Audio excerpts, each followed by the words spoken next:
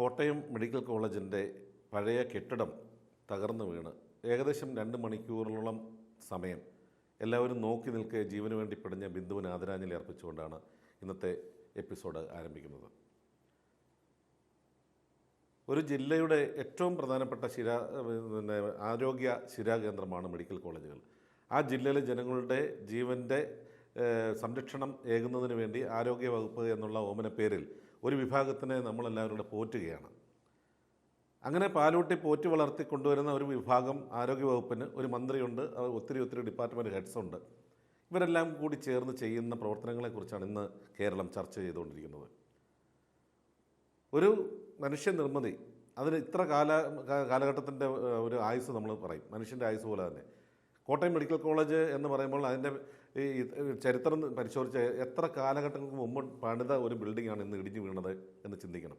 ബാക്കിയുള്ള ഇനി ഇടിഞ്ഞ് വീഴാൻ നിൽക്കുന്നതിൻ്റെ തൂണുകൾ പലതും ഒടിഞ്ഞതിൻ്റെയൊക്കെ അവശിഷ്ടങ്ങളെ കാണാൻ പറ്റും. ഈ ഒരു സാഹചര്യത്തിൽ കോട്ടയം മെഡിക്കൽ കോളേജിലെ കിടപ്പ് രോഗികൾക്ക് കൂട്ടിരിക്കുന്നവർക്ക് ഉള്ള ഒരു ടോയ്ലറ്റ് സംവിധാനം തുറന്നു കൊടുത്തത് സൂപ്രണ്ട് തന്നെയാണ്. അവിടേക്ക് പോയത് ബിന്ദുവിനെയാണ്, കാണാനില്ല എന്ന് മകൾ പരാതിപ്പെട്ടത്. പക്ഷേ അന്നേരവും സൂപ്രണ്ട് പറയുന്നു ആരും അതിനുള്ളിൽ അപകടത്തിൽപ്പെട്ടിട്ടില്ല, ഒരു മനുഷ്യൻ്റെ ജീവനും അപായപ്പെട്ടിട്ടില്ല എന്ന് കണ്ടുകൊണ്ട് നിൽക്കുന്ന മന്ത്രിയോടടക്കം പറയുമ്പോൾ മണ്ണിൻ്റെ അടിയിൽ ജീവന് വേണ്ടി പിടുകയാണ് ബിന്ദു. ശിരസ് പൊട്ടി തലച്ചോറ് പുറത്ത് വന്ന് ആന്തരിക അവയവങ്ങളെല്ലാം വാരിയിൽ ഒടിഞ്ഞു നുറുങ്ങി ഉള്ളിലേക്ക് കയറിയ അവസ്ഥയിൽ ജീവന് വേണ്ടി പാടുപെടുന്ന അല്ലെങ്കിൽ ജീവന് വേണ്ടി വിലപിക്കുന്ന ബിന്ദുവിനെ നമ്മൾ എങ്ങനെയാണ് വിസ്മരിക്കാൻ സാധിക്കുക? 2 കുട്ടികൾ, ഈ 2 കുട്ടികളും ഇന്ന് അമ്മയില്ലാത്ത ഒരു ലോകത്തിലേക്ക് പറിച്ചെറിയപ്പെട്ടതിൻ്റെ കാരണക്കാരൊക്കെയാണ്. ഇവിടെ ഞാൻ കൂട്ടി വായിക്കുന്നത് കേരളത്തിലെ ആരോഗ്യ മേഖലയുടെ കെടുകാര്യസ്ഥതയെക്കുറിച്ചാണ്.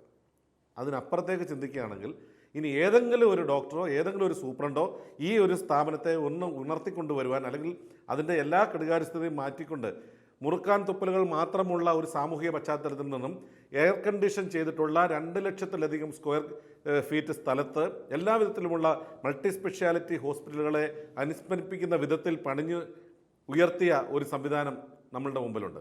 ഒരുപക്ഷേ ഇന്ത്യയിലെ ഏറ്റവും മികച്ച താലൂക്ക് ജനറൽ ഹോസ്പിറ്റൽ എന്ന ഖ്യാതി നേടിയിട്ടുള്ള പുനലൂർ താലൂക്ക് ഹോസ്പിറ്റൽ. ഡോക്ടർ ഷാഹിർ ഷയെ ഈ സാഹചര്യത്തിൽ ഞാൻ ഓർക്കുകയാണ്. ഒരു മനുഷ്യൻ അയാൾ ചെയ്തിട്ടുള്ള നന്മയെ, ആ നല്ല സത്പ്രവൃത്തിയെ സപ്പോർട്ട് ചെയ്തിട്ടില്ല. എങ്ങനെയെങ്കിലും ഡോക്ടർ ഷാഹിർ ഷാ എന്ന് പറഞ്ഞ പുനലൂർ താലൂക്ക് ഹോസ്പിറ്റലിനെ ഇന്ന് രാജ്യത്തെ ഏറ്റവും മനോഹരമായിട്ടുള്ള ഏറ്റവും മികച്ച ആതുരാലയമായിട്ട്, സർക്കാർ ആതുരാലയമായിട്ട് ഉയർത്തിയ ആ ഭിഷഗ്വരനെ അല്ലെങ്കിൽ ആ സൂപ്രണ്ടിനെ മറ്റെവിടേക്കെങ്കിലും തള്ളിയിടുവാൻ, അങ്ങോട്ടെങ്കിലും പറഞ്ഞു വിടുവാൻ വേപനത പൂണ്ട ഒരു സമൂഹമാണ് പുനലൂർ ഉണ്ടായിരുന്നത്. അവിടെ രാഷ്ട്രീയക്കാരായാലും കൂടെ സഞ്ചരിച്ചിരുന്നവരായാലും ഇതര സേവന തൽപരരായിട്ടുള്ള സാമൂഹ്യ പ്രവർത്തകരായാലും ഇവരെല്ലാവരും അദ്ദേഹത്തിനെതിരെ നിന്നത് എന്തിനാണെന്ന് എനിക്കിപ്പോഴും മനസ്സിലാകുന്നില്ല. നിങ്ങൾ ഈ കാണുക, ഈ കാണുന്നതാണ് പുനലൂർ താലൂക്ക് ഹോസ്പിറ്റലിൻ്റെ ചിത്രങ്ങൾ. ഒരു മൾട്ടി സ്പെഷ്യാലിറ്റി പ്രൈവറ്റ് ഹോസ്പിറ്റലിനെ വെല്ലുന്ന തരത്തിൽ എല്ലാ തരത്തിലുമുള്ള സംവിധാനങ്ങൾ. മലയോര മേഖലയിലെ സാധാരണക്കാരായിട്ടുള്ള ഒരു രോഗി അല്ലെങ്കിൽ അവൻ്റെ കൂട്ടുഇരിപ്പുകാരൻ അവർ വന്നു കഴിഞ്ഞാൽ ശീതീകരിച്ച വാർഡുകളിൽ ബൈസ്റ്റാൻഡർക്കടക്കം ബെഡും സംവിധാനങ്ങളുമുള്ള ഒരു സംവിധാനം ആ താലൂക്ക് ആശുപത്രിയിലുണ്ട്.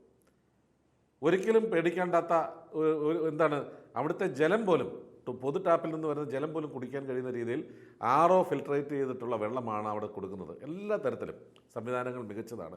പക്ഷേ അദ്ദേഹത്തിന് അവിടുന്ന് സ്ഥലം മാറ്റാൻ വ്യഗ്രത കാണിച്ചുകൊണ്ടിരിക്കുന്ന സംസ്ഥാന സർക്കാരും മെഡിക്കൽ ഡിപ്പാർട്ട്മെൻറ്റിൻ്റെയും കഥകൾക്കിടയിലാണ് ഇന്ന് കോട്ടയം മെഡിക്കൽ കോളേജിൻ്റെ ഈ ഒരു വലിയ പരിതാപകരമായൊരു സാഹചര്യം ഉണ്ടായത്.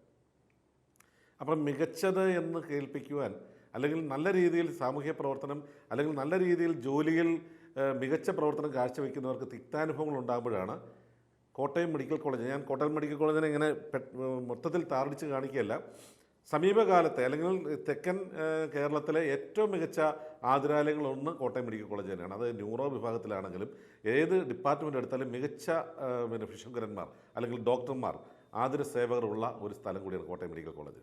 ഒരുപക്ഷെ നമുക്കറിയാം, സർക്കാർ ഹോസ്പിറ്റലുകളിൽ ജോലി ചെയ്യുന്ന ഡോക്ടർമാരൊക്കെ തന്നെ പ്രൈവറ്റ് സർവീസൊക്കെ ആരംഭിച്ചു എന്നൊക്കെ പറഞ്ഞ് കേട്ടിട്ടുണ്ട്. പക്ഷേ അവിടെയുള്ള ഡോക്ടർമാരെ സംബന്ധിച്ചിട്ട് പറഞ്ഞാൽ ഒരു തരത്തിലും കൈക്കൂലി വാങ്ങാത്ത ഡോക്ടർ ഹാരിസിനെ പോലെ ഉള്ളവർ, അവരെപ്പോലെ എനിക്ക് ഒരിക്കലും മനസ്സിലാകാത്തൊരു കാര്യമുണ്ട്. പ്രൈവറ്റ് ഹോസ്പിറ്റലിലെ ഡോക്ടർമാർ എത്രത്തോളം പണക്കൊതിയന്മാരാണെന്ന് ചിന്തിച്ചിട്ടുണ്ട്. ഒരു രോഗിയെ കിട്ടിയാൽ അവരെ പേർത്തും പേർത്തും ടെസ്റ്റുകൾക്ക് വിധേയരാക്കി ആ കമ്പനികളുടെയും ആ സ്ഥാപനത്തിൻ്റെയും സ്വകാര്യ ആശുപത്രിയുടെയും മാനേജ്മെൻറ്റിൽ നിന്നും കോടികൾ തട്ടിയെടുക്കുന്ന ഡോക്ടർമാരുടെ ഒരു സമൂഹത്തിനെ ഞാൻ കണ്ടിട്ടുണ്ട്. പക്ഷേ ഈ പറയുന്ന കോട്ടയം മെഡിക്കൽ കോളേജിലെ പല ഡോക്ടർമാരെ എനിക്ക് നേരിട്ട് അറിയാവുന്നതാണ്. അവരാരും തന്നെ ഇങ്ങനെയുള്ള ടെസ്റ്റുകൾ എഴുതി ജനങ്ങളെ ബുദ്ധിമുട്ടിക്കുന്നില്ല.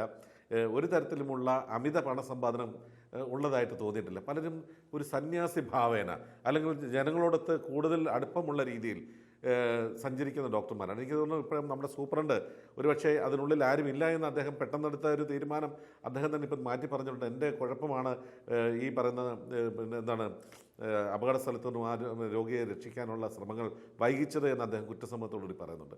ശരിക്കും അദ്ദേഹത്തിന് ഒരിക്കലും കുറ്റപ്പെടുത്തരുത് എന്ന് ഡിപ്പാർട്ട്മെൻറ്റും പറയുന്നുണ്ട്. ഇപ്പോൾ ഈ അടുത്ത ദിവസങ്ങളിൽ നമ്മൾ കണ്ടതാണ് തിരുവനന്തപുരം മെഡിക്കൽ കോളേജിലെ ഡോക്ടർ ഹാരിസ് പുറപ്പെടുവിച്ചിട്ടുള്ള പ്രസ്താവനകൾ. അവിടെ ശസ്ത്രക്രിയയ്ക്ക് ആവശ്യമായിട്ടുള്ള ഉപകരണങ്ങളില്ല എന്ന് പറയുമ്പോൾ എത്രത്തോളം അക്ഷന്തവ്യമായ തെറ്റാണ് നമ്മളുടെ മെഡിക്കൽ ഡിപ്പാർട്ട്മെൻറ്റ് ചെയ്യുന്നത് എന്ന് നമുക്ക് പറയാതിരിക്കാൻ സാധിക്കില്ല. പക്ഷേ ഇന്ന് ആ ഡോക്ടർ ഹാരിസിനെ ചേർത്ത് പിടിച്ചുകൊണ്ട് ബഹുമാനപ്പെട്ട ആരോഗ്യവകുപ്പ് മന്ത്രി വീണ ജോർജ് ഇന്ന് പറയുകയുണ്ടായി, അദ്ദേഹം ചെയ്തത് കറക്റ്റ് കാര്യമാണ്. അദ്ദേഹം ഒരു മകനെ പോലെയാണ് ആ രോഗിയെ കണ്ടത്. അദ്ദേഹത്തിൻ്റെ വൈകാരികമായിട്ടുള്ള ആ ഒരു പിന്നെ സാമൂഹ്യമായിട്ടുള്ള ഇടപെടൽ എന്നെ വളരെയേറെ പിന്നെ എന്താണ് മാനസികമായിട്ട് സന്തോഷിപ്പിച്ചു എന്ന് അവിടെ ഡോക്ടർ ഹാരിസിനെ പ്രകീർത്തിച്ചുകൊണ്ട് വീണ ജോർജ് ഇന്ന് സംസാരിക്കുകയുണ്ടായി. ശരിക്കും പറഞ്ഞാൽ രാഷ്ട്രീയ ചൂതുകളികളൊക്കെ ഒന്ന് മാറ്റിവെച്ചുകൊണ്ട് ഏത് ഡിപ്പാർട്ട്മെൻ്റ് ആണെങ്കിലും അല്ലെങ്കിൽ ഏത് രാഷ്ട്രീയ പ്രവർത്തകനാണെങ്കിലും ആരോഗ്യരംഗവും വിദ്യാഭ്യാസ രംഗത്തും ഇരിക്കുന്നവർ കുറച്ചും കൂടെയൊക്കെ മാന്യത പുലർത്തേണ്ട സാഹചര്യങ്ങളാണ് കടന്നു പോകുന്നത്. മനുഷ്യൻ്റെ ജീവനിട്ടാണ് നിങ്ങൾ വില പേശുന്നത്. ഏതെങ്കിലും ഒരു തരത്തിൽ സാമൂഹ്യമായിട്ടുള്ളൊരു മാറ്റം കൊണ്ടുവരണമെങ്കിൽ അവിടെ ആരോഗ്യമുള്ള മാനസികമായിട്ടും ശാരീരികമായിട്ടും ആരോഗ്യമുള്ളൊരു ജനതയുണ്ടെങ്കിൽ മാത്രമേ മികച്ച ഗവൺമെൻറ് എന്ന് നമുക്ക് സൂചിപ്പിക്കാൻ പറ്റും, മികച്ച രാജ്യമെന്ന് പറയാൻ പറ്റും. അങ്ങനെയുണ്ടെങ്കിൽ ഏറ്റവും കൂടുതൽ നമ്മൾ ശ്രദ്ധിക്കേണ്ടത് മാനസികാരോഗ്യം നിലനിർത്തുന്നതിന് മികച്ച വിദ്യാഭ്യാസ വിദ്യാലയങ്ങളും ശാരീരിക ആരോഗ്യം നിലനിർത്തുന്നതിന് മികച്ച ആതുരാലയങ്ങളുമുള്ളൊരു രാജ്യമായിരിക്കണം നമ്മുടേതെന്നാണ് എനിക്ക് പറയാനുള്ളത്. അതിനുവേണ്ടി ശ്രമിക്കുന്ന ഡോക്ടർ ഷാഗിർഷെ പോലെയുള്ള സൂപ്രണ്ടുമാരുള്ള ആ സ്ഥലങ്ങളിൽ ഒരുപക്ഷെ എറണാകുളം ജനറൽ ഹോസ്പിറ്റലിനെയും മികച്ച രീതിയിലേക്ക് മാറ്റുവാൻ അദ്ദേഹം ശ്രമിക്കുന്നുണ്ട്. അവിടെ ഏത് രാഷ്ട്രീയ പാർട്ടികളാണെങ്കിലും അദ്ദേഹത്തിൻ്റെ പ്രവർത്തനങ്ങൾക്ക് ഈ പറഞ്ഞതുപോലെ അദ്ദേഹത്തിൻ്റെ പ്രവർത്തനങ്ങളെ തടസ്സപ്പെടുത്താൻ നിൽക്കുന്ന ആരെങ്കിലും ഉണ്ടെങ്കിൽ അത് മലനാട് ജീവിയെ അറിയിക്കുക. ഇത്തരം കാര്യങ്ങൾക്ക് വേണ്ട എല്ലാ സപ്പോർട്ടുകളും പൊതുജനം കൂടി നൽകേണ്ടതുണ്ട്.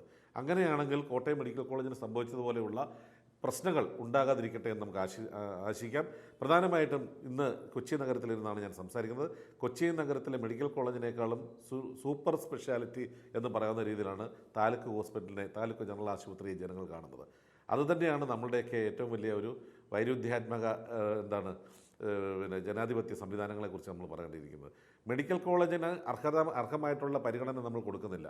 എന്തുകൊണ്ട് മെഡിക്കൽ കോളേജിനെ നമുക്ക് മികച്ച രീതിയിൽ കൊണ്ടുവരാൻ സാധിക്കുന്നില്ല എന്ന് ചിന്തിക്കുമ്പോഴാണ് കോട്ടയം മെഡിക്കൽ കോളേജിൽ നല്ല നല്ല രീതിയിൽ ട്രീറ്റ്മെൻറ്റും കാര്യങ്ങളൊക്കെ ഉള്ളപ്പം അവിടെ ഈ പറയുന്ന പ്രാഥമിക പരിഗണന ലഭിക്കേണ്ടത് കെട്ടിടങ്ങളും മറ്റ് അനുബന്ധ സംവിധാനങ്ങളും ഒരുക്കാൻ സംസ്ഥാന ഗവൺമെൻറ്റും ഇതര ഡിപ്പാർട്ട്മെൻറ്റുകളിലും വൈകരുതെന്നാണ് എനിക്ക് പറയാനുള്ളത്. അതുപോലെ തന്നെ ഡോക്ടർ ഹാരിസ് മുന്നോട്ട് വെച്ചിട്ടുള്ള കാര്യങ്ങളിൽ ഇനി ഒരു തരത്തിലും അത്തരം ഒരു വാർത്ത കേൾക്കുവാൻ മലയാളിക്ക് ഇട നൽകരുത് എന്നാണ് എനിക്ക് പറയാനുള്ളത്.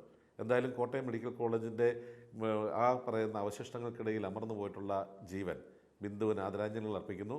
ഇനി ഇത്തരത്തിലുള്ളൊരു ജീവൻ അപഹരിക്കുവാൻ നമ്മളുടെ മെഡിക്കൽ കോളേജിലെ പഴകി ദ്രവിച്ച വാഹനങ്ങളുടെയോ അല്ലെങ്കിൽ കെട്ടിടങ്ങളുടെയൊക്കെ കാര്യത്തിൽ ഇനിയൊരു വാർത്ത ഉണ്ടാതിരിക്കട്ടെ എന്ന് ആശംസിച്ചുകൊണ്ട് നിർത്തുന്നു. നന്ദി, നമസ്കാരം.